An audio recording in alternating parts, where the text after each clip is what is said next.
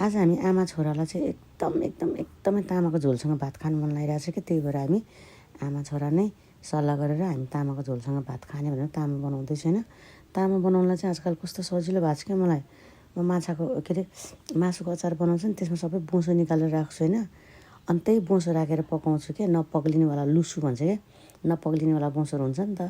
अन्त झिकेर राख्छु अनि त्यही मिसाएर पकाइदिन्छु, कहिले केमा कहिले आलु, कहिले फर्सी, कहिले के। तामामा त झन् यति मिठो हुन्छ त्यो बोसो हालेको तामा होइन।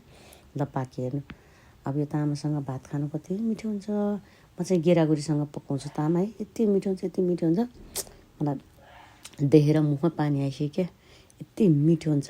ल अब हामी आमा छोरा भात खान थाल्यौँ तामाको झोलसँग है। मेरो छोराले खान्न कि फेरि त्यो बोसो चाहिँ मलाई दिन्छ। अनि त्यसले चाहिँ तामा चाहिँ एकदम मजाले खान्छ कि तामा चाहिँ मन पराउँछ। त्यो बोसो चाहिँ मन पराउँदैन। अनि उसको लागि चाहिँ फलमासु हालिदिन्छु कि म अलिकति 2-4 पिस। ल हामी त तामाको झोलसँग भात खायौँ भाइ हामी।